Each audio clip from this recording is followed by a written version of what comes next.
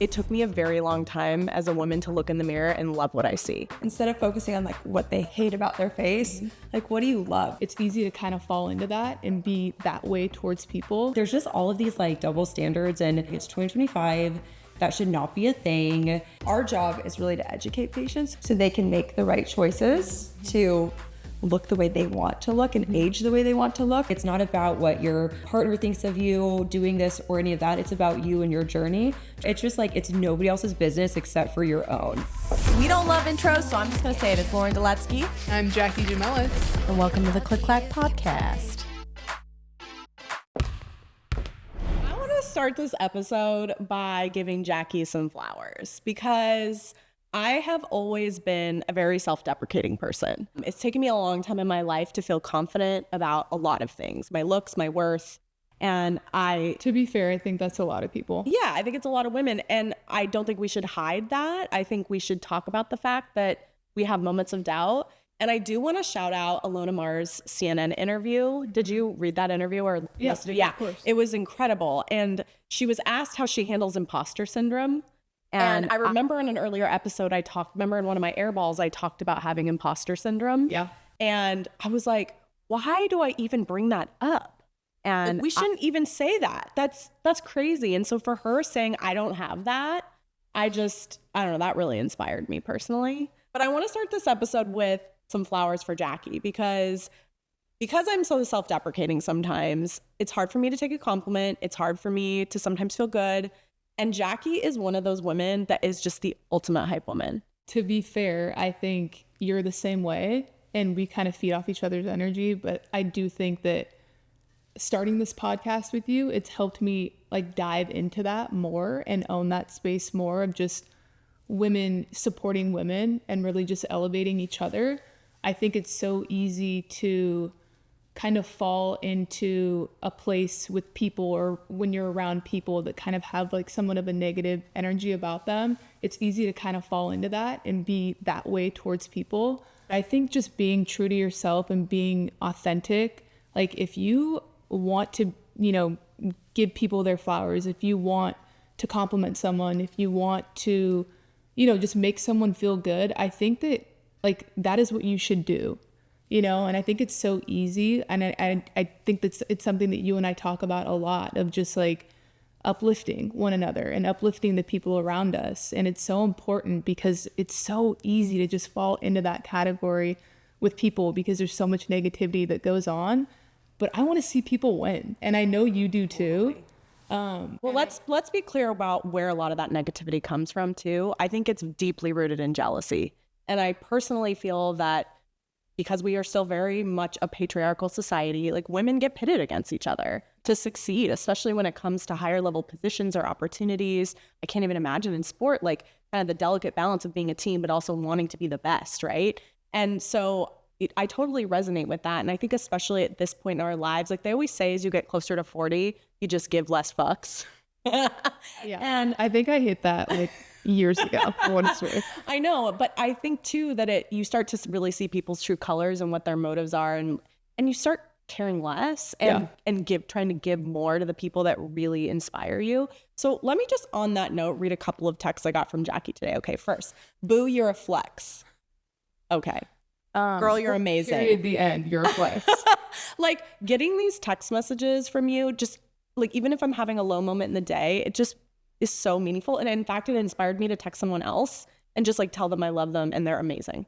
We need more of that and women lifting women. And that is a platform that we on this podcast are going to get massively behind. Yeah. Well, also, I think it's so easy to compliment other people, but not giving yourself those same compliments and that same grace, You always give compliments and you're always so empowering and just so positive. And I love that about you, but you are very self-deprecating. So I'm here to let you know not to be like that because you're a bad bitch. I'm a bad bitch. I don't have that imposter syndrome. I don't have that. Yeah. What's that? What's that? I think that's a really good segue, actually. Definitely a topic we're going to talk a lot more about as we continue to have future episodes. But I just love you and thanks for your positivity. Yeah. High fives, our favorite. I think that's what I'm really excited about today's episode specifically because it ties a lot to this topic of positivity, body positivity, how we look, how we show up to the world. So tell us, where are we, Jack? We're at Summer Aesthetics, and it is founded by Summer Harness, who we're going to have the opportunity to sit down and speak with. Also Nikki Hassel as well, and they're going to be phenomenal guests. I can't wait to get them in here.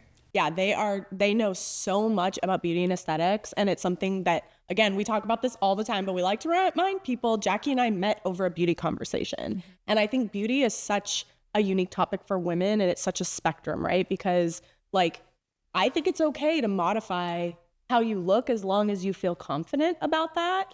But you also don't want to change so much about yourself that you don't look like you. And so aesthetics is like that space for me of, how do I feel confident in my skin, especially with just all the innovation in aesthetics, which we're going to talk about today. And I think they're going to really bring a lot of that, fresh perspective for us. Cause, it's like I go onto Google and I like type what's new in aesthetics, and it's like, it's so confusing. Yeah. It's going to be fun to have them both on to really help sort of myth bust and also to really understand the connection between sport and aesthetics. Totally, which I can't wait to talk about. Yeah. Because you've talked about too, the fact that as a player, there's sort of like a look that you like strive for, and there's a lot of pressure around looks, which I think especially for women athletes is probably very prevalent and top of mind. And just like, how do you handle that on top of the pressure of being an athlete?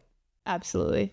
No, I mean, I think that just like aesthetics in general for athletes, it's not really something that's like in your like routine of life. I found it more after playing, which I think is interesting because I think it's always just been such like a hush hush topic and not really something that like you would necessarily be comfortable to talk about. But now I own it. When someone's like, your skin looks good, I'm like, thanks to Botox, That's right. Women supporting women. Yeah. And I'm just like confident saying that now. Whereas like back in the day, like I feel like it was just like a topic that you wouldn't talk about or you'd have to be so secretive about.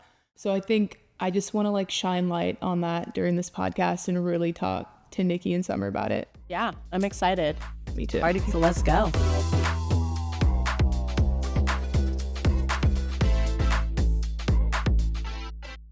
We are here with two amazing women, Summer Harness, who owns Summer Aesthetics here in Lake Oswego, Oregon, and Nikki Hassel, who is one of the leaders at the aesthetics business as well. We're just so happy to have you guys here. We're happy to be here. Yeah, so excited. Jackie and I absolutely love aesthetics. And before we jump in, I do want to talk a little bit about your backgrounds. And I know you guys will go into a little bit more. But so they're former medical experts who are now really specializing in medical aesthetics. And they're going to talk more about their amazing backgrounds. Tell us a little bit individually about your backgrounds and how you got here. Okay, awesome. You want to go first? Yeah, I'm a PA. I've been practicing medicine for almost 10 years. I started in urgent care and internal medicine. And then about 4 years ago, I found Summer and I made my way into aesthetics. And that's kind of how I've gotten here. And she's taught me so much. She'll talk about herself, but she's been in this much longer than me. I actually met Nikki when she was working. Nikki was doing my Botox. That's how I met her and then followed her here. She's incredible. Absolutely love her work. And that's why I continue to come to her. Nikki's the best. So my background, I've been a nurse since 2013, and my background is women's health, so labor delivery nursing, and then I was also a sexual assault nurse examiner, so just mostly always working with women and just like empowerment and, one-on-one care and all that kind of stuff. That's really personal and like intimate, obviously, in both those situations. And then went into aesthetics about 8 or 9 years ago and kind of overlapped in both fields for a few years until I was ready to leave the hospital altogether. And then never looked back. It's just been like a perfect fit. And I feel really lucky that I get to see my clients every day. I look forward to like working with my team, all that kind of stuff. So I feel very, very lucky to do what I do. I can't imagine how different of a lifestyle that is for you, going from working more in like a hospital setting or outpatient setting, working with, patients who have maybe experienced domestic violence or assault to now doing aesthetics. Like, what was that like for you to transition from that to this? It was actually really easy. At first, though, I thought it was going to be like really superficial. I got into it just as like kind of a side hustle to like get money for like traveling or whatever.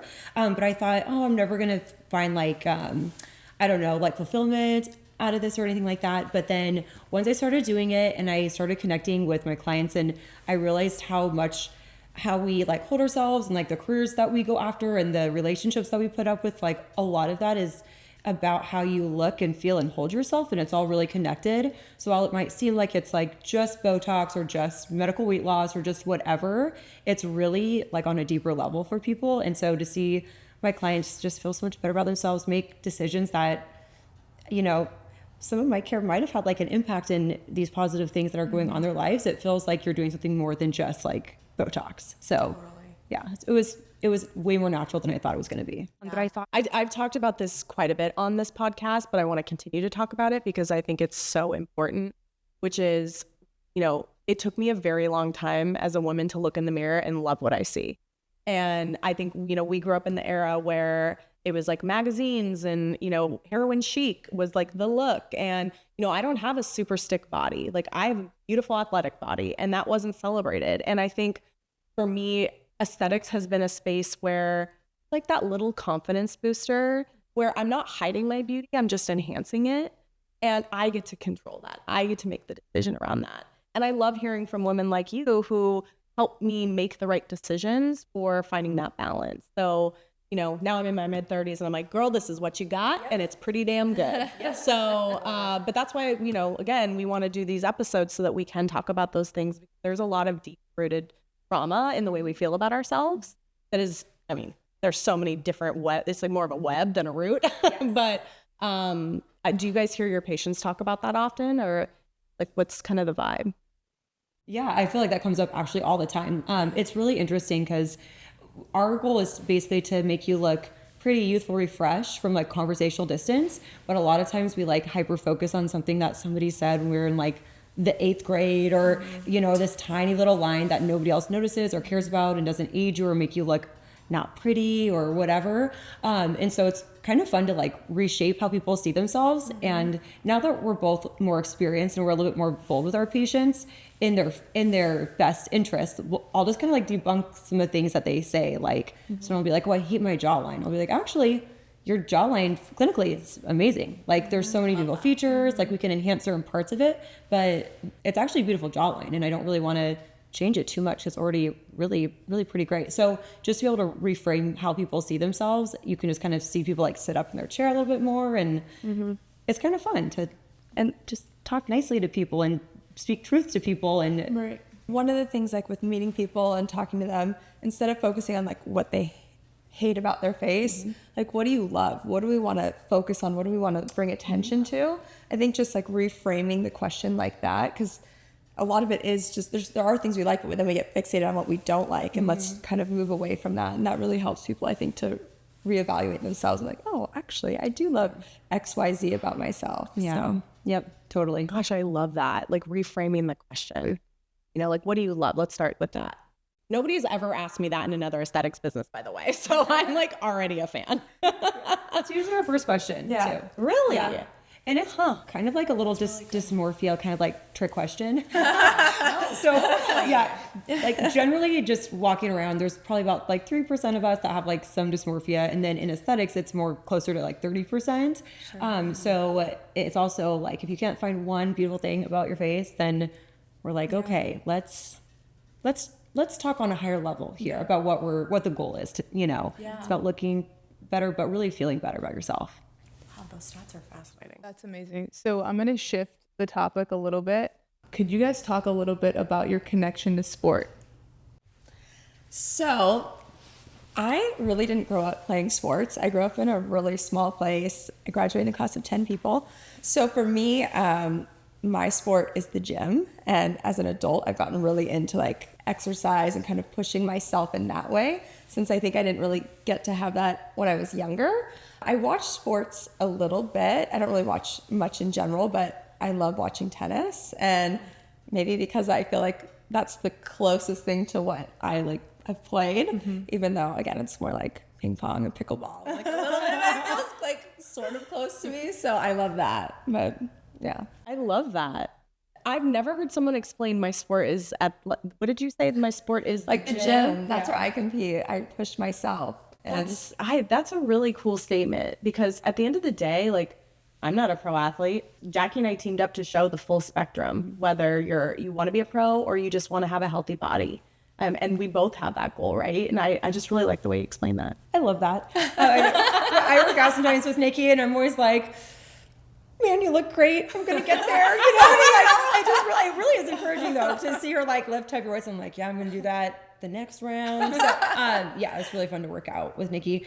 So I would say that I was very not athletic at all. Like almost like maybe something was wrong with me, that I was not coordinated or something.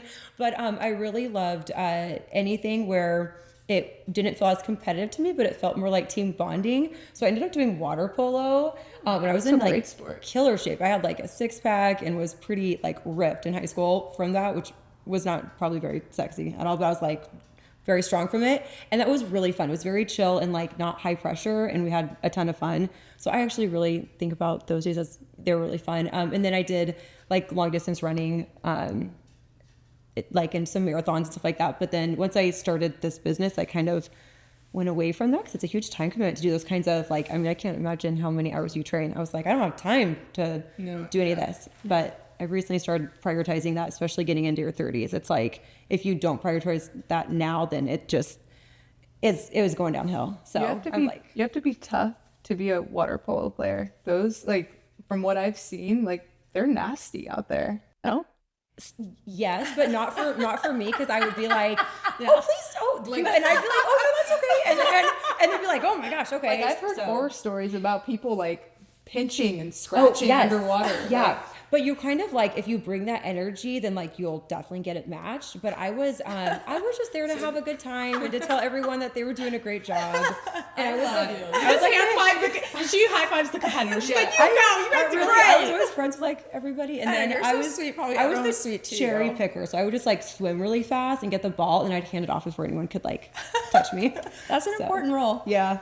That was good. So 2 things that you said really stood out to me. One is I got into it for community. And that's something that I think, especially when it comes to sports storytelling, you know, and historically, you know, because our goal with this podcast is to get more women to watch women's sports.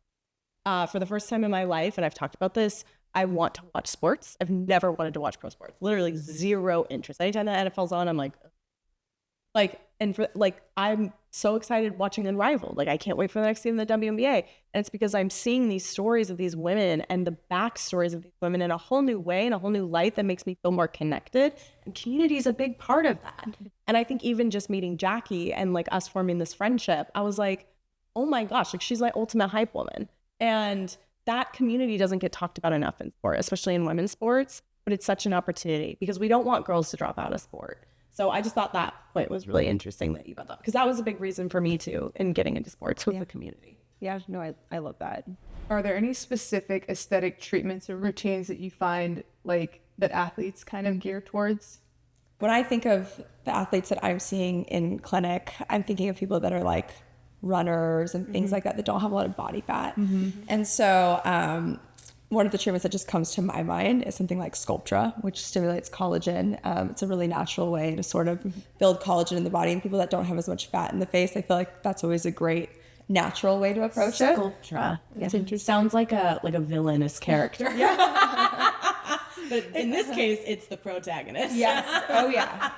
And I also think about a lot of sports, like you're outside. So a lot of it's related to skin and protecting your skin. So, you know, good skincare, SPF. And then we have amazing estheticians that do things like microneedling and lasers and different things that just really target the skin and keep the skin healthy. Yeah, totally. And I feel like too, I mean, our whole industry is really gearing towards, and I'm so excited, I'm like running towards it, but just more like cellular level anti-aging and like longevity. So because primary care is so challenging, like you can't go to your primary care doc and get help holistically really anymore. It's really very, very challenging landscape to just get basic medical care.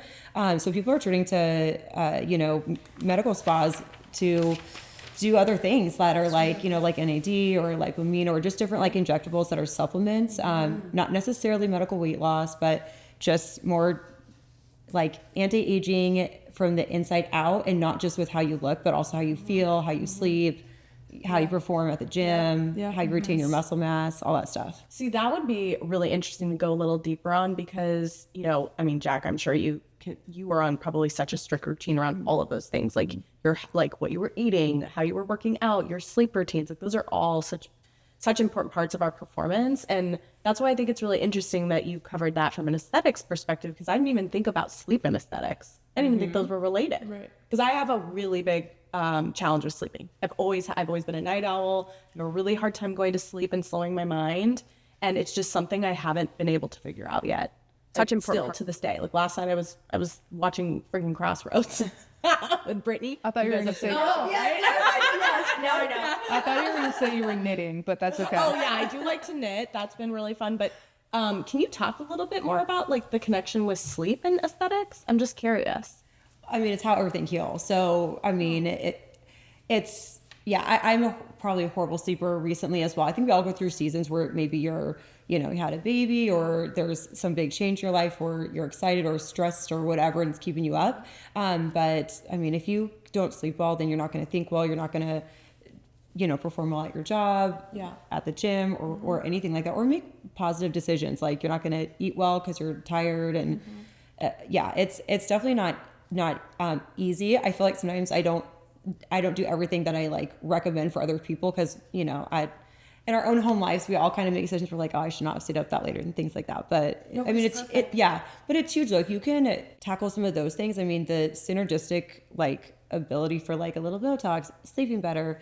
All right, now you are feeling better in the gym because you're looking better and you're losing a little bit of weight or like all those things just stack on top of each other. So that's really interesting. I just like never thought about sleep and aesthetics before. So now you have like me thinking on that track. Yep. People who sleep well they look rested. Yeah. Sure. You can fake it in other ways, but yeah. It's And even too, sometimes people will like pick apart the way they look. And one of the first things we ask them is, are you getting sleep? Because like what they're noticing is just that they're tired, under eyes. And a lot of that can just be fixed without any intervention from us and just sleep and just more exercise and all of that. Stop nutrition scrolling. The doom scrolling for me is a real problem. Yes. It's a real problem, especially now that we have social media accounts that we're like trying to build. So we're like, turn it off. Should we talk a little bit about trends in aesthetics? Like, you guys have been in this industry for a long time. Like, what are the trends that you've seen like in the past and like how they've evolved and where they're at today? So I would say that people are looking for really like natural treatments, which I feel like the word natural is so like, what does that even mean? It's such a vague, like blanket term that usually doesn't mean any kind of science went into what you're saying. If it's just natural or whatever, but people are looking for more natural ways for anti-aging. People don't want to look fake or overdone. Anything that you see as overdone, you think is like, oh, that's like what aesthetics looks like or filler. But the good stuff, the good filler, the good aesthetics, all that, you don't notice it because they just look like undetectively like beautiful. Refreshed. Yeah. And you're like, why do they look so good? It must just be their genes or their lifestyle, but it's also these other things. So yeah, so I would say that people are looking for like less filler and things like that. But at the end of the day, it's more about, I think, educating people that why do people look overdone or why did that happen to your friend that has like the crazy lips, and educating about like lumpy lips. Yes. Yeah. But like the right product, right place, right amount, not over injecting. Saying no to patients, we say no to patients all the time. And is there something to say about like who you're getting like your fillers from or your Botox from? Like you two look super natural to me. And for me, that is what I would lean towards because like, I don't want anything super intense, right, to be done to me. So I feel like if I'm having someone who's injecting me or doing something to my face that looks very done up, I tend to probably shift in another direction. Do you guys do you get that at all?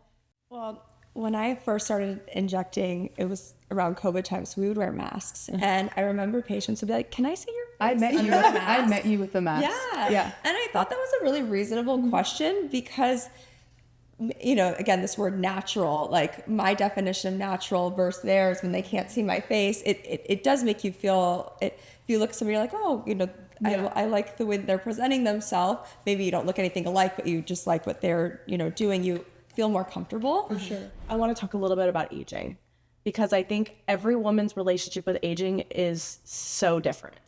And like I always say, my mother, she's 71. She's never, I'm not even kidding. The woman has not even had Botox and she looks incredible, you guys. She she should be studied. Like, I'm like, and for how much sun damage she has, it's wild. You know, I've been trying to embrace this idea lately of aging means you're living. And there is a balance of like, how do we age gracefully and get society to accept women who age, but also feel good about what we do to invest in how we look, right? So what's your perspective on that? Like, how do you guys think about aesthetics and aging gracefully, but also being able to own how you look? Yeah. Well, one of the things Summer said earlier was like chasing lines and like hyper focused on these things that we think aren't perfect. We're not chasing perfection.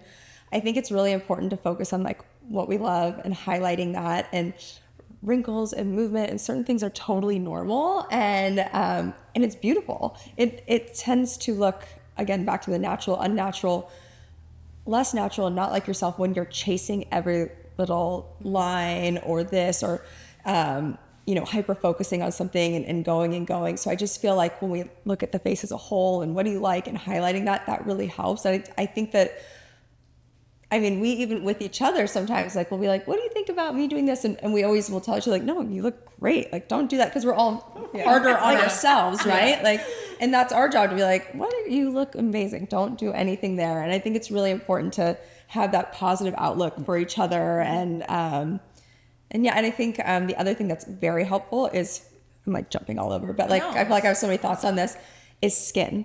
That was the other thing I was going to say with like how people are moving, is like focusing on the quality of your skin versus how perfect our jawline is or how full our lips are. But like, your skin really speaks volumes of, I feel like, your health and how you feel. And so that's something that we really focus on too. Not only we do injectables, we don't do the lasers and the microneedling and those sort of skin treatments, but we're partnered with our amazing estheticians, because overall people feel so much better about the way they look if you're approaching all of the different modalities. Yeah.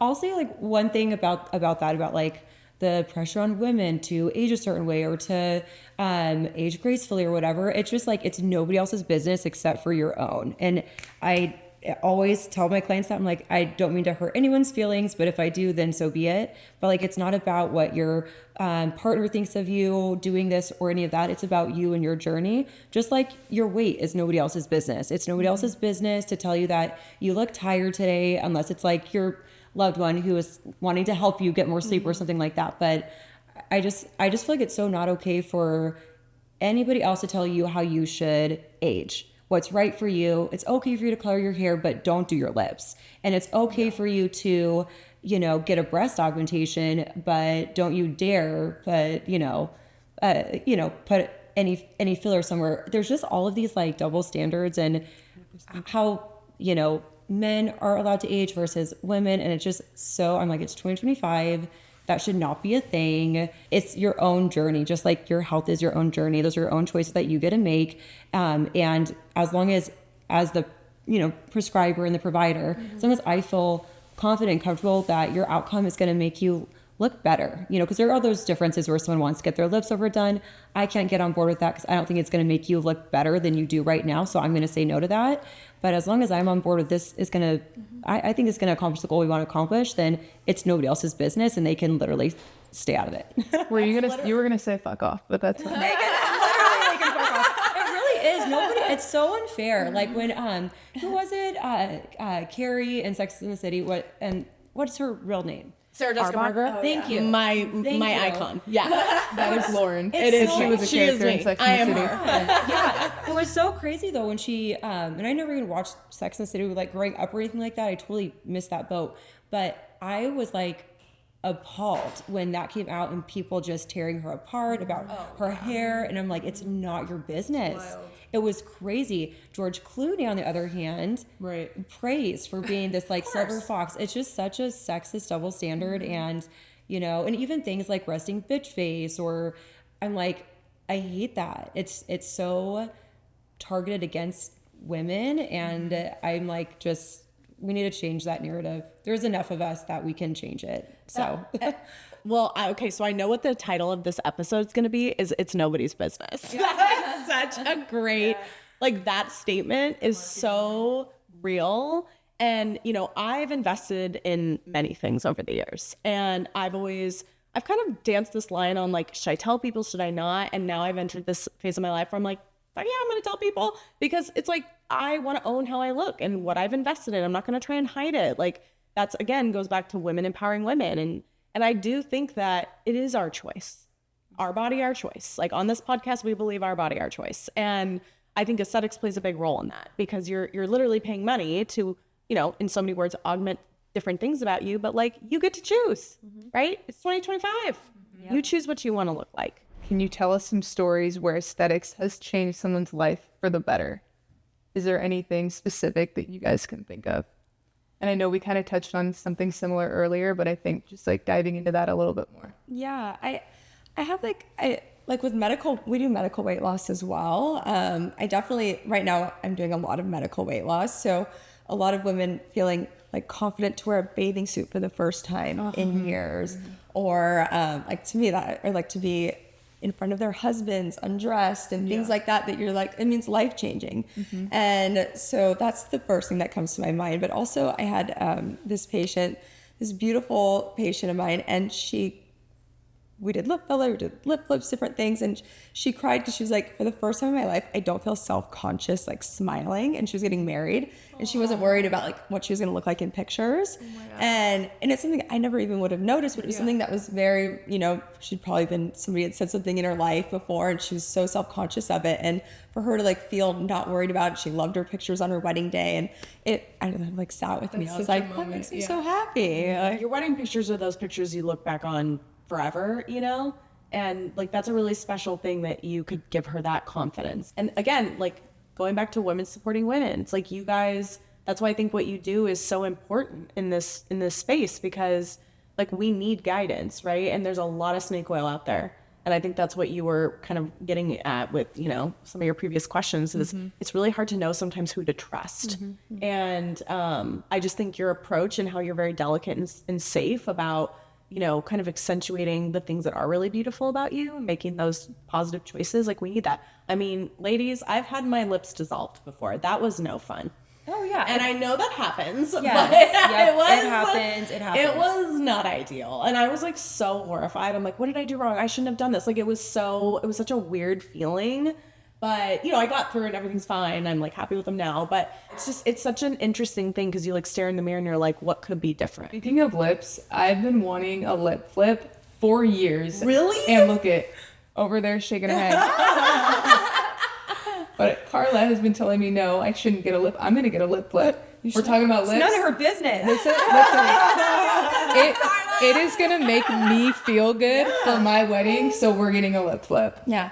I would We just need to try try it beforehand. early. Yeah, because our mouth can move weird. And so, Trust me, I know the weirdness of the mouth, like not moving. Yeah, we can do it a little bit early. Yeah, we're gonna do it though. That's you got to trial run that one before you get married. Yeah, we'll try it out. But I'm sold. I'm going to go a little bit deeper into kind of like the body image and aesthetics piece, and also with mental health, because we know, especially for women in sport and women generally, like body image is so linked to mental health and kind of how we feel about ourselves. And I mean, and I've talked about it on the podcast very openly, I've had a raging eating disorder when I was younger. It has been only recently in the last few years, actually since I had kids, where I'm just like, you are a beautiful ass lady. Like, just own that. This is what, you know, whoever's up there gave you, you know, like, you should own that and celebrate that, because you're raising a daughter. And we know that the generational trauma around body image and mental health is so real. Like, my mom had an eating disorder. And so, you know, how do you guys think about mental health and aesthetics? Because I think, you know, it's easy to get hooked on it. Because like, when I got my Botox for the first time, when I got filler, I was like, oh, you know, and it's like, you can get hooked really easily. And sometimes, like you said, I think, Nikki, like chasing the lines, chasing the things to fix. Like, how do you guys think about mental health and aesthetics, and how to like support your patients through that if you have to, or even your personal journey? When you're a new injector, it's not going to happen in the first probably year or two, because it's hard, because you feel like sometimes you're almost like disagreeing with somebody, or not arguing with them, but to have a patient say something and then have you say, I totally disagree, you definitely don't need that, or I really don't see that. Speaking the truth to your patient is the most important thing, and I feel like it really helps when you say it with authority and experience and love. Yeah. People so appreciate that. Like, people are in our chairs because they want to have an assessment by, and they want someone to be honest with them about, this is what I see. What do you see?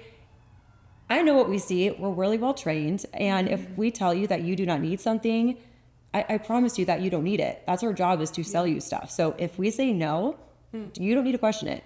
There's a reason for it. I feel like just kind of like almost like setting the record straight about how people perceive themselves I think can be really, really healthy. Talking about dysmorphia too. We talk to our clients about dysmorphia, and I always kind of make a joke that I have a little dysmorphia. In fact, whenever we're talking about things, we'll be like, is it just my dysmorphia speaking, or should I do like a little something here? And I'm just like, no, that's just your dysmorphia speaking. I was like, okay, use that. Yeah, it's just your dysmorphia speaking. It's fine. But it's good to know that, we all probably have a little bit of it. It's like a little spectrum, and we all probably have a little bit of it. So yeah, just to discuss mental health. There are sometimes too, when people come in, they've had like just a horrible, fucked up month, and they come in and they're like, I just need this or that, and I want to get this injected. And I'm like, yeah, I think you just need a vacation, or I think you need like a night away, or I think you need a facial. You don't need any injections. You just need a break from your life that's a little overwhelming right now. And so we really will, some people Definitely. either next door to get a facial, something relaxing, or I'm like, go buy a ticket to Mexico. I don't know. Like, just for 3 days. Like, you just need to kind of get away from it. Guys are like kind of also psychologists in some ways, or like therapists. Like, for example, my hairdresser, who I love, Garrett, he's amazing. He has become like a best friend of mine. But like, we were laughing once about how there was like a big article where women said they trusted their hairdressers more than their therapists because like they're like, and so like, to me, it goes back to that idea of community, right? And like people you trust and people that you feel like are really there for you. And the fact that you are like, yes, I am here to sell you things, but I'm not going to sell you that because it's not right for you. Like, that authenticity is so important, and especially amongst women communities. So I don't know. It's just more of a statement that I think, but I love that. Yeah, gotta say no. I get told no all the time, for what it's worth. People tell me no more than anybody else. Everyone here. Like, can I do this? They're like, no. What about this? No. Okay, let's break down the 3 very specific types of aesthetics and what are the most popular treatments, the do's and the don'ts. So for skincare, lasers, etc. And then injectables, botox and fillers. And then lastly, like weight loss, GLP-1. I will say I'm very interested in the medical weight loss thing, because with the introduction of GLP-1, we were kind of talking about this over brunch. That one time, like, remember, I was like, Nikki, tell me this, tell me that. I was fascinated by your feedback there. Like, that one I'm like particularly interested in, because I think a lot of people are still like, it's very new as an industry. So just putting that out there. Yeah. I love it. I'm like, all about that. Which ones do you want to talk So also with skincare. So dollar for dollar, if you are like, what is the best value that I can spend in a med spa? It is skincare. Absolutely. Yes. $1 in is the most that you'll ever get out with skincare. So that's where we tell people to put their money first. And then after that, we would recommend building collagen, whether it's with a laser or microneedling. Yep. Kind of like retirement account. Got to put something in the 401k sort of thing. And this is kind of basic, but I still like to always, being from Hawaii, like SPF is like the number one most important thing too. Even in rainy Oregon, we have to wear our SPF. It's very important. Thank you for that reminder. We were just talking about being from the generation of tanning beds, and I'm like legit horrified. Like, if I got the same treatment as her, I probably would have 3 times the skin damage coming out of my pores. I'm obsessed with the treatment that I just got, the BBL. What does it actually stand for? Broadband light. Broadband light. And my experience. Not Brazilian butt lift. Yeah. So I'm loving your Brazilian butt lift. Yeah. It looks that might great, be next. Who knows? Jackie. No, but my experience so far with this laser has been really, really good. What I needed was like the sun damage and like the pigmentation. And I thought Emily did a phenomenal job just like breaking down like the difference between Moxie, what I was deciding between, and BBL, and what I would benefit more from my skin. But like right now, my skin, I'm like 5 or 6 days out, and I'm like kind of sandpaperish and like very dry. And my dark spots are really just like vibrant. Yeah. And they're coming in the surface, like they're getting flaky, they're going to fall off. But it's my very first treatment, laser facial, that I've gotten. And like, this is going to be a thing for me moving forward for sure. Yeah, no, it's great. BBL specifically, they have a 10-year Stanford study that does like punch biopsies. I mean, it's kind of cool. You can just look it up easily on Google, but it's really, really well studied. It's the same, platform that like the Kardashians use. Like, Amazing. There's keep them the Jackie's a Kardashians that are using the huge BBL. Kardashian. Yeah. I'm just saying that they can afford to do whatever they want. They choose BBL. So it's a great treatment, and it has minimal downtime, and it's putting collagen in your bank. Yep. So For sure. yep, absolutely. I want some collagen in my bank. Yeah. I haven't done that yet. Absolutely. You gotta build up that equity, We girl. gotta build up that equity. It's incredible. That study is so cool. You can see people's pictures over the course of 10 years, and they look Wow. younger after 10 years. It's crazy. You can just Google it. So I love that. yep. Yeah, we love that. So we definitely would recommend that. Also, like microneedling, those are great skincare treatments. So they cannot be underrated. They cannot be underrated. What is the vampire facial? Explain that to me. It's just your, so we take your blood, and then people have heard of, vampire facial or PRP, platelet-rich plasma. You can also use it for, like in sports medicine, for like knees, joints, everything like that, hair restoration. It just helps that part of your body to behave younger, basically. So platelet-rich plasma, PRP, platelet-rich fibrin, PRF. It's all stem cells. It's all derived from your blood, designed to trick your body into healing itself. Does it remove So- the red blood cells, like when it's like spun in the thing? Yes. Yep. So it's the same exact thing for the knee. Yes, Yeah. totally. So I've actually done it on my under eyes. Yes. Before I've done I think I did 3 sessions worth. Yep. For me personally, I don't know if I do it again just for like my under eyes. I think my under eyes comes like from sleep. That's my issue. But I did try it. Okay. Yeah. You have really pretty under eyes, though, for what's worth. I I wouldn't feel really. like they're dark and they have like little like dots on them, but it's fine. I think they're so pretty. If you're my friend, be like, need to analyze- I think they're so. we need to Yeah, give you have her some such pretty. positive talk. Yeah, We such can pretty talk under about that eyes. I later. wouldn't. Yeah. Yeah, I would never think for a second you look tired. I might need that Skin Better retinol under eye cream. Yes, That might be my yeah, thing. that's amazing. We all need it. Yeah, It's amazing. good eye cream can go the distance. man. I actually I've never really like purchased eye cream before, under eye cream. My husband is a trauma surgeon, so like his under eyes are I mean, I love you, Nick, but like he just doesn't, the man doesn't sleep. And lately, I mean, I'm a parent of 2 too, so I'm just like, I don't, and now I'm like building this business, so I'm like, I definitely am not sleeping the way I need to, so I'm like, I might need to get that too. Yeah. we love PRF for under the eyes. It's awesome. You can also make it into a gel, so it's more of like if filler and PRF had a baby, and then put it under your eyes. Love that. Restores volume, collagen, all that good stuff. So And hair restoration, it works really well for areas where it's starting to thin. It looks really good. Do you see a lot of women who are in postpartum do that? Because like when I had both my kids, my hair was like mermaid hair. I mean, like when I was pregnant, mermaid hair. Because I have like naturally really long hair. I have my extensions in today, but That's true. no, your hair looks really, really thick. Yeah. it naturally is really thick. I just like trauma cut it after some things that happened this year. But where I'm like, where am I going with this train of thought? Like postpartum. But then I had my kids, and like 3 months after, I was like, I'm balding. Like literally, I went to Garrett. I was like, Garrett, help! I don't know what to do. So he gave me some supplements to help with hair growth. But I just wonder. I mean, that'd be a really interesting to study on women in postpartum, because it is like, it's real, and it is. I mean, your hormones are raging anyway, and obviously with postpartum depression, like there's so many things your body is feeling after you have a baby, and so that could be really interesting. Definitely. I would say that like postpartum, we have supplements for hair, but we see mostly like more postmenopausal, I would say.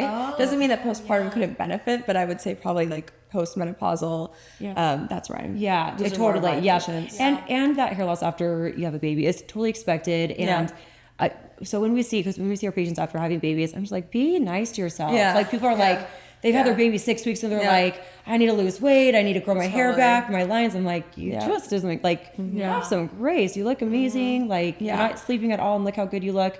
People just need to, True. So Although my Nutrafol is hair great. has like never really grown back the same way in my hairline, but I'm like, you know what? That's okay. Like after you have a baby, you just learn to embrace the new you. Yep. And thank you for saying that about like being kind to yourself, because I was even looking at pictures of myself after I had a baby, and I was like, oh God, like because I've really come into my own now, because I'm done having kids, and I'm like, you know, I've just achieved a lot of things I want to achieve after I have kids. Which we need to talk about running marathons sometime, because I run marathon and it's like the best thing ever. But yeah, it's just like there's so many emotions that go into it. That's where I think aesthetics can be a really positive thing for a lot of new mothers. Like once it's like you're in a good place to be able to invest in that because your body, everything changes. You feel depleted. Yeah, you feel totally depleted. Yeah, absolutely. And you should focus on yourself a little bit and what makes you feel good. Yeah. Best push present ever to all you partners out there.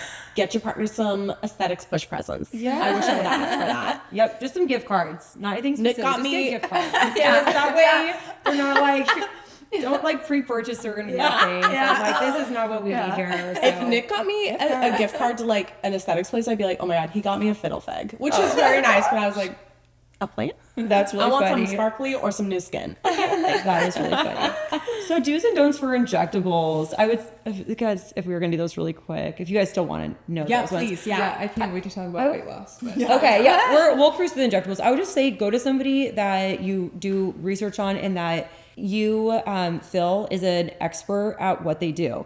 We all are new in our fields of, like our career and everything like that. I was definitely a new injector, and some of those people are still with me today somehow. But being because you're great. She's great. I don't know. They're great. But experience and acting based on science and not just like trends on Instagram is like super, super important. So I would just say do your research. Someone who listens to you is really important. 100%. Yeah, absolutely. And someone who does consults, like your consult should be at least, I would say, I don't know how they're less than 30 minutes. Ours are usually an hour long, and we're talking the whole time together and creating a treatment plan. So the consult is the most important part, and it's kind of like a date. So like make sure that you connect with a person on your date, on your consult. So just do your research, and you will look great if you go to the right person that's not going to like overdo you or do weird things. So I would just say that's a do and don't. I wouldn't say there's specific treatments. I can't say everyone should do sculpture, everyone should do filler, everyone should do Botox. Everyone is different. What about Botox versus Dysport? Or the different, because like I never quite know, and I hear different things. So what's the vibe there? So neurotoxins, there's different brands of neurotoxins. So that's where we start getting into like Botox, Dysport, Jeuveau. There's multiple, and they're different brands, but they all act on the muscles the same. It's just different places carry different things. Some people find that. Some people feel that some work better for them than others, but they're still all neurotoxins. They're acting on your muscles to prevent that muscle contraction for like when we scowl or raise our brows and things like that. I feel like I've heard some people say that, Dysport lasts longer for me than Botox. Is there any truth to that? Well, and everyone is different. So, it just depends on how your body metabolizes, right? I'm totally biased. I'm a trainer for Botox. Yeah. I'm like, I love Botox. But I will say, Botox is really like every molecule in a Botox vial is exactly the same size. So it's very, very predictable. Botox was made to treat blepharospasms. So it's meant to be very pinpoint precise, where Dysport was created to treat cervical dystonia. So its goal was to spread readily. So all of its molecules are different sizes, kind of like some might be a golf ball size or like softball size. So it's meant to spread. So areas where spreading is beneficial, then Dysport might be a good option. And then areas where you want to be really pinpoint precise, you might be next to other muscles that you don't want to hit, then in my practice, I'll choose Botox. I'm not saying it's right or wrong for anyone else or other injectors, but that's kind of how I describe it to people is like Botox, like an oil painting, and then Dysport's like watercolors a little bit. So that's a good way to explain it. So I have a question. So people who have been doing like Botox or Dysport for a while, does it start to work less? Like not work less, but it doesn't last as long the more you get it? Because I feel like I haven't done it that much, but let's say I started 5 years ago. I feel like it lasted longer 5 years ago than it does today.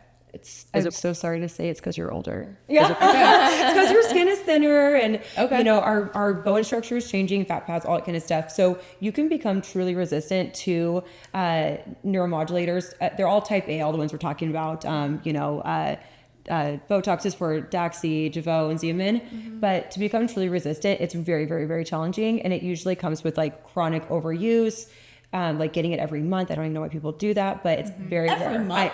And it's People usually chasing the lines. Yes, Don't chase and those lines, I'm like, ladies. sure, go Don't ahead. chase those lines. But I have one patient who's resistant to type A, and it's very, very, very rare. I would say it's probably a dosage thing or probably a skin quality thing, and that's really what it is either the dose. Got it. Or aging. Sadly. And people who sweat, like athletes, it tends to come out faster. Is that true or not true? It's what I've heard.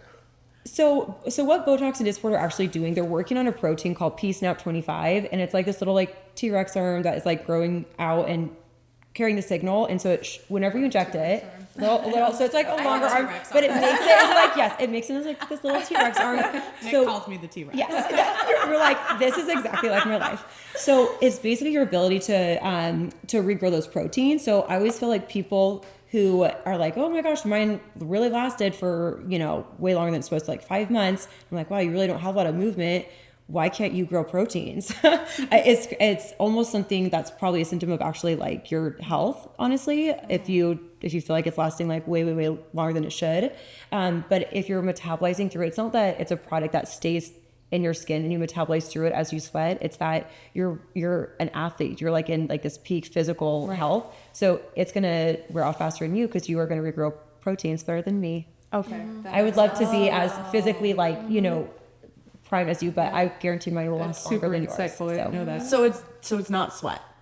No, in fact, Botox is Fascinating. a treatment for sweat, though. Actually, that was a really fun one. It's so great. It's great. Oh, Such a no, gross it's so thing. great. Yes. It's like a once a year thing. Used to like once a year, and it's I'm actually like really, nervous sweating, wishing I had it right now. like we will actually do a hyperhidrosis Nikki, treatment. I like am like gonna Hulk out with this jacket. So. Yeah.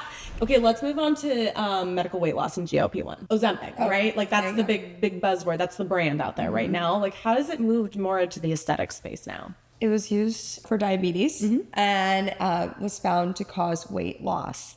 And so from that, they have made semaglutide and tirzepatide, which are just the compounded versions of Ozempic and the name brand medications that has now become available for weight loss for people who don't have diabetes and other comorbidities like that go with diabetes and heart disease and things like that. And so because it's made by compounding pharmacies, price-wise and things like that, it's more accessible to people. So that's what a lot of times aesthetic places, med spas carry, because other people would benefit from weight loss, not just people who have diabetes. And so that's what we have. Yeah, totally. And we found, but then with the weight loss, there's other benefits that they're now finding with these GLP-1 medications. People have less cravings for alcohol, which is amazing. They're saying that because food moves through your GI tract slower, that we're able to actually absorb nutrients better.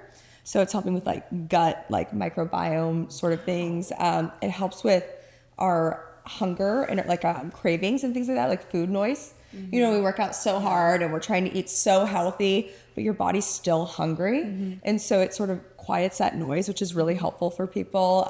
There's a lot of studies coming out about like all these different benefits that we're not necessarily prescribing it for, but they're finding these benefits. What about like the negative things that come out that you see randomly like on Instagram?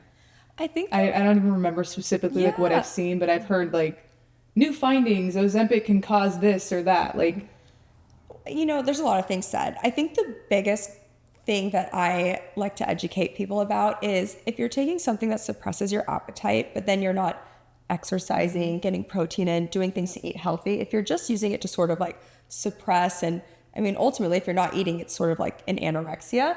That's not good for your body. That's not sustainable. And so then there's all these ideas of like, well, then you get off the medication and you bounce right back.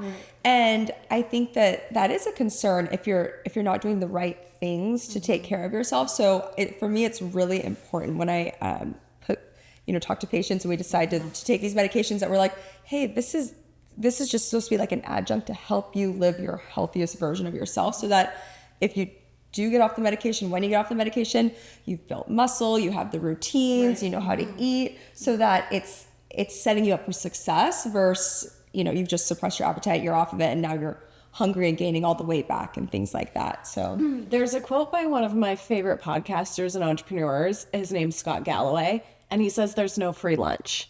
And I think that's kind of like a simple way of saying you can't just invest in a miracle drug. Like that doesn't exist. You have to build healthy lifestyles, even I've known some people who've had bariatrics, right? Bariatric surgery, and it's been life-changing for them. But also like they've had to really change their lifestyle to make sure that they can keep the weight off and that they can move forward in a really healthy direction. And so, personally for me, I think these GLP-1 drugs are a breakthrough for our society. Like, because also our entire capitalism is built on obesity, like 100%. The way that, like, the things that are in our food are truly horrific. And I think to your point about quieting food noise, it's just so part of our culture to snack and to eat and to like, and there's so many beautiful things about eating. Like, that's not what we're saying here, but I think it's more about like, you know, just having an understanding of what works for your body when it comes to eating and not overeating and like creating those healthy habits, right? Exactly. So anyway, I had to call that out because I, first of all, love 𝗖𝗹𝗰𝗀, and second of all, I just always like, whenever I think of these types of things, I'm like, yep, no free lunch. Like, you still have to work at it. I think, oh, sorry, you're going to go for it. Well, I was gonna say, I think GLP-1 medications are so wonderful, and like for, you know, we see mostly women, and you know, a lot of women like with their hormones and after having kids and things like that. Like, so many of my patients are doing everything right, and they get discouraged because they're, you know, not seeing, with all the hard work they're putting in, they're just not seeing the changes. And so it's amazing to me that we could add in this medication and it's helping them to feel more motivated and to feel good in the gym and to eat like, oh, it is working. It does work for me. I feel like people naturally, like, you kind of get discouraged and give up if you're doing all the work. And I mean, you can't just eat 1,200 calories and exercise all day long. And it's just like, you can't sustain that.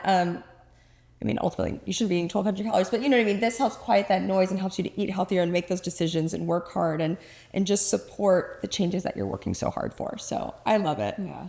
And it also kind of, so very disappointed, honestly, in our healthcare system overall, even as like, as a patient myself trying to get into a primary care, I'm like, I'll just be my own, I guess. I don't know.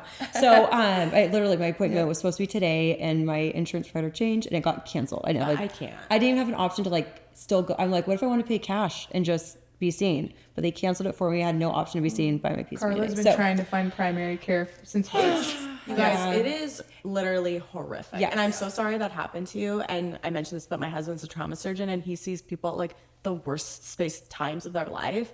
And just the dysfunction around this system is truly, it's horrifying. Yeah, and it's not any PCP's fault or anybody like in healthcare. I'm not saying that at all. It's just like just anyone the system. Who's still standing, man, in primary care. I'm like, you are a saint and an angel, and 100%. I will bring you a Starbucks whenever I get in there. But Such a good person. So sweet. Well, all that is, but really, if anyone's out there, it's a coffee.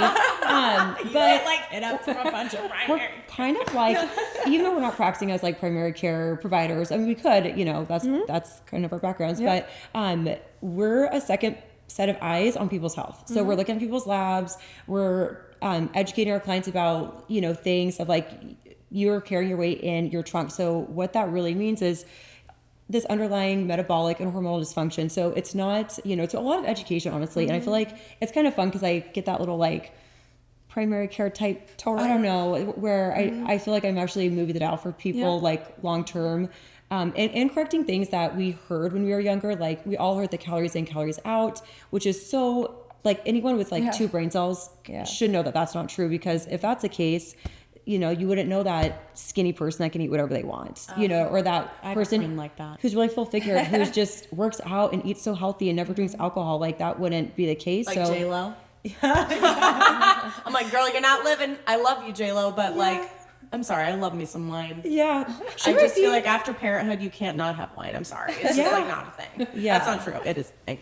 Yeah, and she might be an example of the calories in, calories out, because she's so careful. But we all know those people that eat whatever they want and they're so stick thin, or, you know, who are, you know, really overweight, and man, they don't do anything to be overweight. Yeah. So it's not calories in, calories out. There's a ton of metabolic, hormonal, underlying things that are happening. And to be the kind of second eyes on people's overall health and habits is really helpful. Same with like protein. People don't realize how much protein they should be having. Most people are having maybe a quarter, if that, maybe not even that, of what they should be having. And they're wondering why they're not losing weight or being able to build muscle. Overall, like, nutrition is, people just don't know, and it's not their fault. They're not taught it. And so it's fun for us. My background was nutrition. And so I love medical weight loss because it's really just us like sitting and talking about how to make the best life choices and health decisions and basically give them that knowledge. And but it's really fun because your nutrition relates to so many things, not just your weight, but how you feel, your sleep, your skin, your everything. So I love it. Can you guys emphasize the importance of like when you're on this medication, like how important it is to continue to be active and like, you know, hit the weight room? And because I know some of the side effects, like you can feel lethargic or you cannot have as much energy. Like how important is it still to get out there and move your body?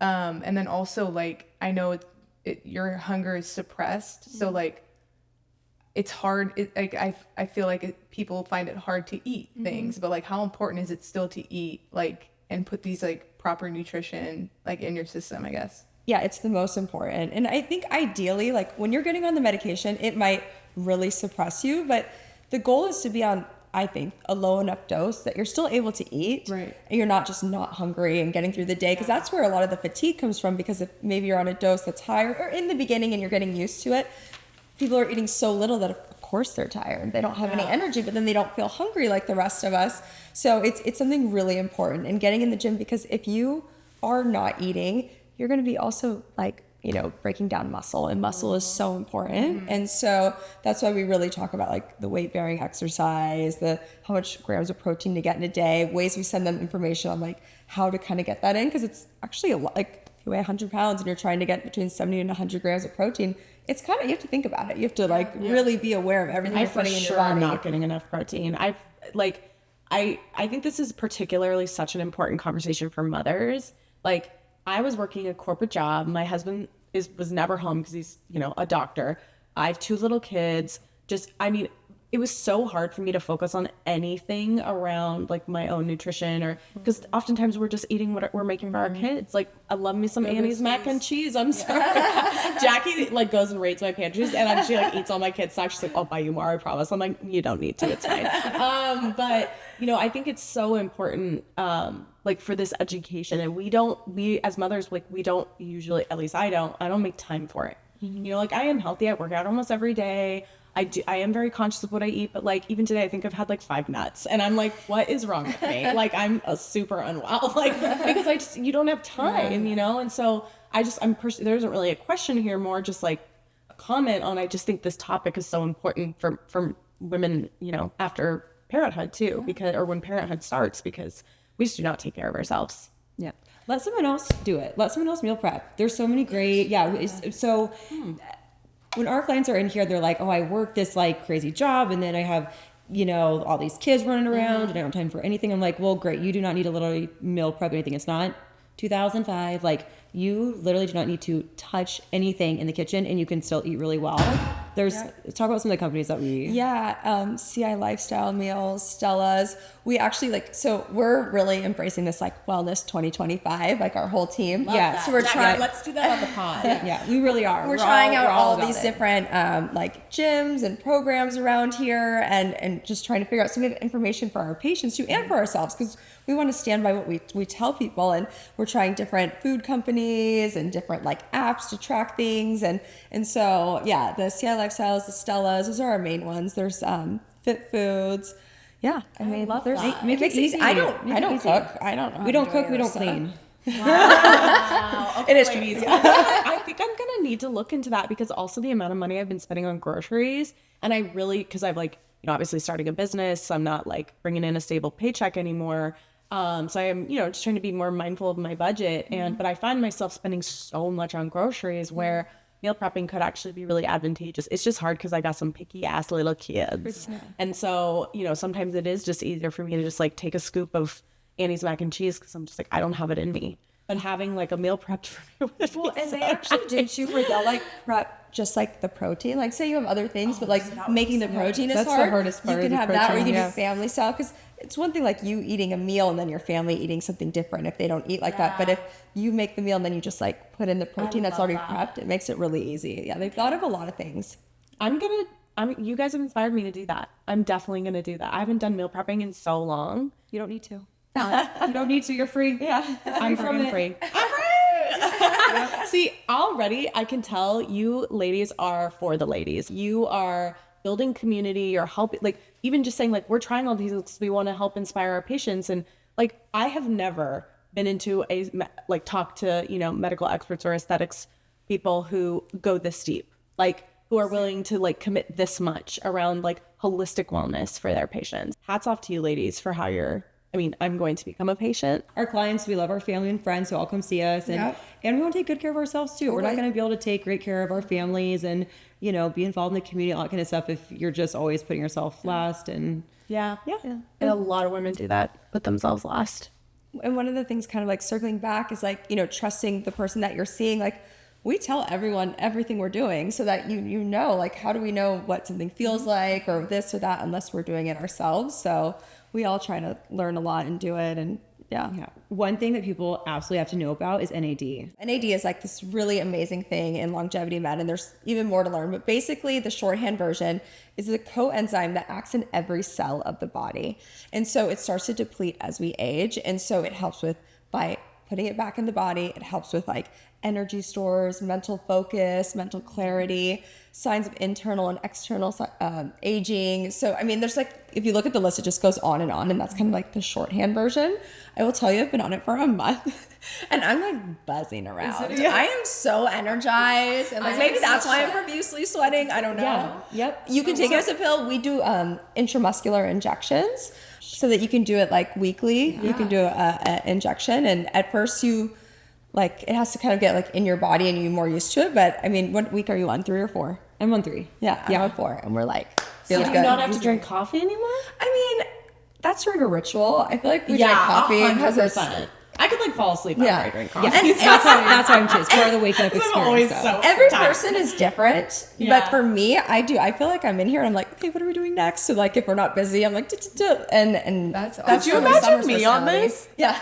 Yeah, I don't think you need it. I need it. Yeah. It's really helpful to basically, though, anything that you're doing, it's just going to help it work better. Yes. 'Cause it's basically like NAD is kind of like the little airport in ourselves, and it tells like what to go where and how fast and how efficient to be. And then it, you know, all of our airports get really slow as we get older. And so like your physical performance will be better, and that, like your, you know, how you like just how food affects you. I mean, your mental health. People kind of say like some like extreme things that people have like, you know, are like, oh, it's like the natural like ADHD medication, which I definitely definitely have ADHD. That is like unquestionable, and it has helped me feel a little bit more mentally clear, even though there's been like lots of stress recently that has maybe affected some things. And like, I actually feel like I'm doing a little bit better mentally. You guys just dropped a major gem at the end of this podcast. I'm That was- like, can we go Yes. get injected after this? Yeah. Jackie, should we get injections together? Literally, yeah. The thing with NAD, I'm gonna go broke with everything. I know. It's just not like that- mortgage it's my actually not that house. expensive. And Okay. if you're gonna do one thing for yourself, that's actually what I'd recommend for you before other things. I think especially for you, I think it'd be really awesome. But it's a really large molecule, so taking it orally, there's not as much research to show that it really absorbs orally. So it's not gonna hurt you if you take it orally, but you probably might not see a benefit. So people it's do better it to inject it. IV, IM, or sub-Q. If you do it sub-Q, you have to do it every day, and that's stupid. If you do it IM, it's once or twice a week. And if it's IV, it's I like am. It's just intramuscular. intramuscular. Yeah, so we do it in our little booty. Yeah. So you can have do it to on come. the So shoulder. like you'd have your clients come in every week for Or you can X take it amount of in weeks. pill form, right? We send people home with, we teach people how to do IM injections. Yep. And we, What am I? Well, I'm going to do a trauma surgeon. He can do it for me. oh yeah, he should know how to do that. Definitely. If he doesn't, Wow, I'm like, I've never even heard of this. So I was like, you guys have all of our episodes. I mean, they've all been amazing, but I'm like, this is my area that I'm like personally very fascinated about. And I have learned so much. Like, I am shook in a good way. Because this is the stuff that, like, when you go into Google and you read, you're like, whoa. Yeah. And there's so much in overwhelmed. longevity med. It is just a huge field. So it's really exciting. Longevity med. I didn't even know that was a thing. That's so cool. So NAD, that's what it's called? NAD plus. It's dope. We love it. Wow. Okay, let's wrap things up. Sorry, I didn't mean to abruptly say that. But if you were talking to a younger version of yourself, what advice would you give her about how to think about beauty? I think we should all answer this question. Yeah. I mean, mine is, it's simple for me. Do what makes you feel good.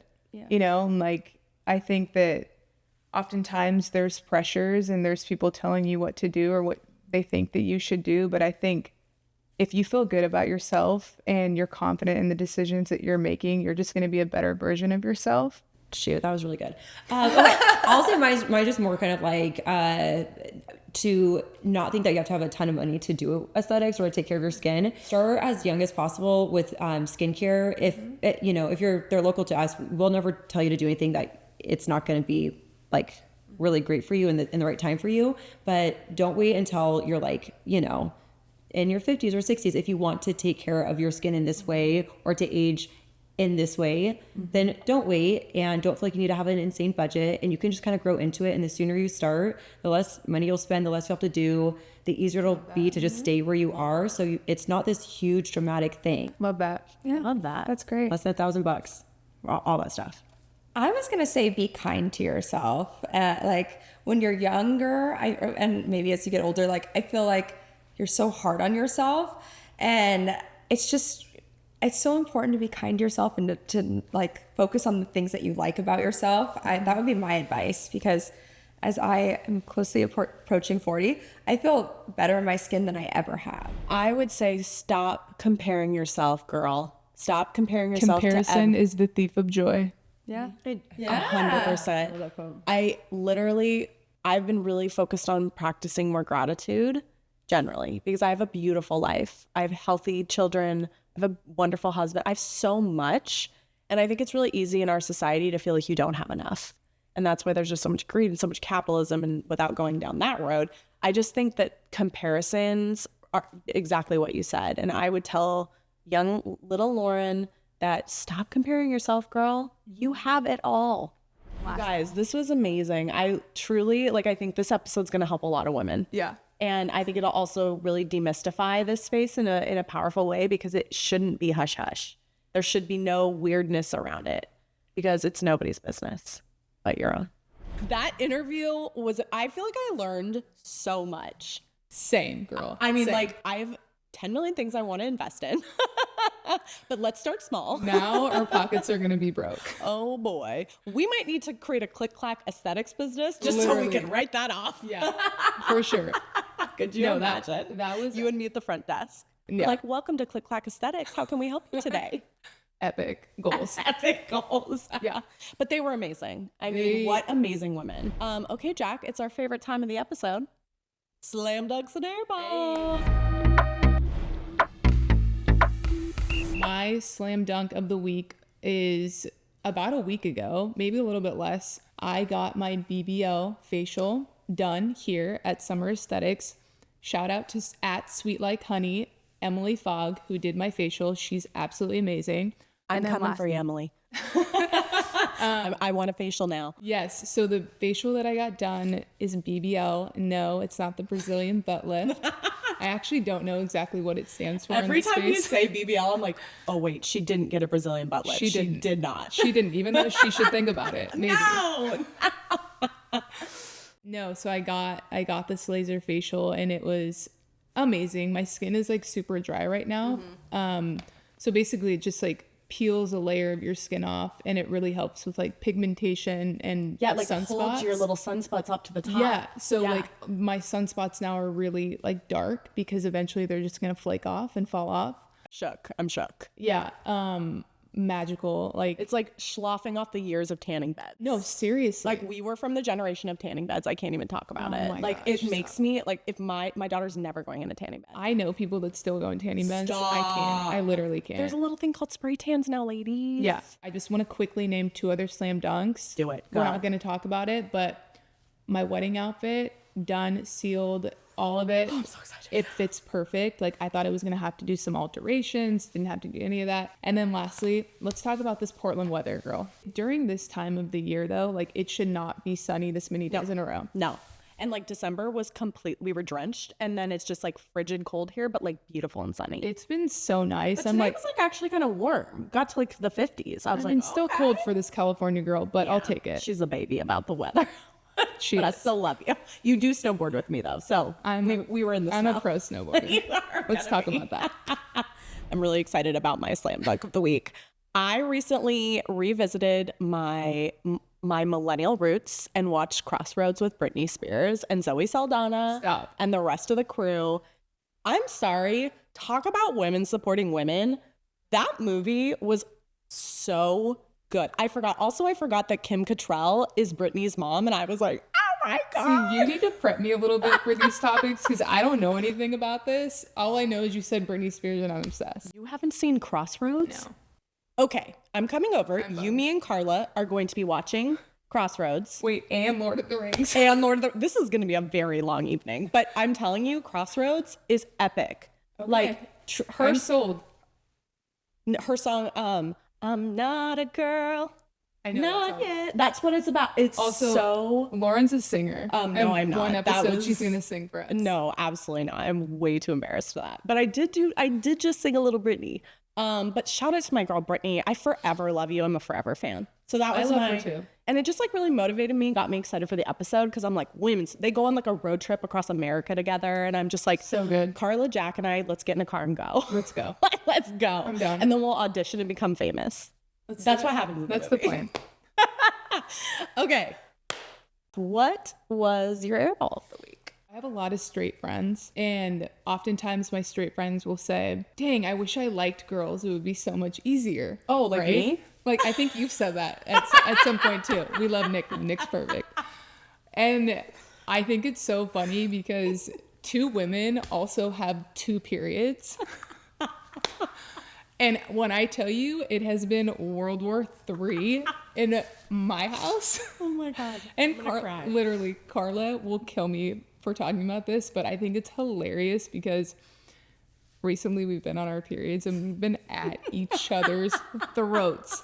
Like, we got into this little argument about putting like the forks and like the spoons like either down or upwards, like where they're either facing up or down, Like in the wash? in the wash machine. So I normally do this. Like, I normally take care of all the chores in the house. I'm usually that one that does it. And she put the fork downwards. So the fork was down. Oh, and you were unwell. And I was like, I was unwell when she did that. And I was like, hey, excuse me, like the fork should be facing up. And she had a fit and we were at each other's throats. And I'm like, you know what? In a normal day, her and I wouldn't even be talking about this. It would just be fine. But 2 women on their periods, it's not easy. You know, I guess I can understand that. Yeah, it's a lot. But That is honestly the funniest thing I've ever heard. appreciate that.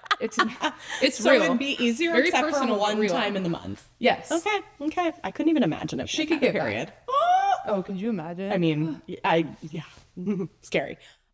Okay, so my airball of the week happened after dinner with you and Carla. I got a $95 parking ticket outside of the restaurant, Trella. yeah. Shout out to Trella, best Greek food we've had in Portland. Incredible. Oh my God. Literally obsessed. Obsessed. I ate the pita bread the next day. It was insane.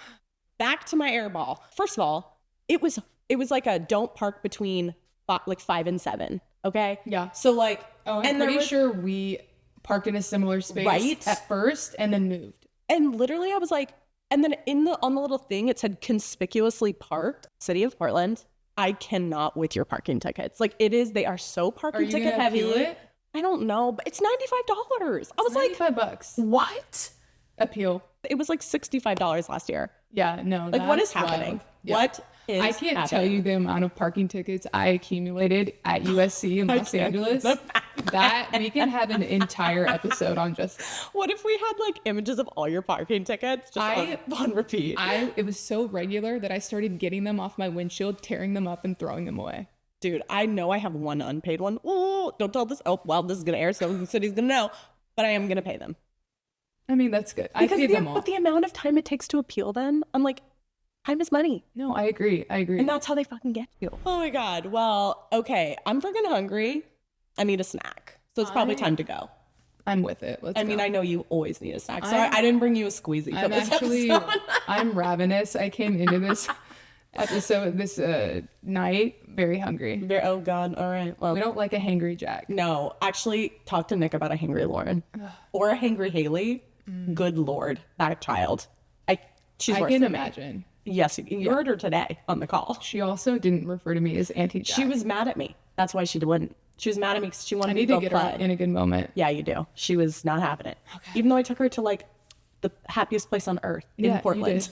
In Portland. Anyway, let's go get some snacks. Love you. Good job.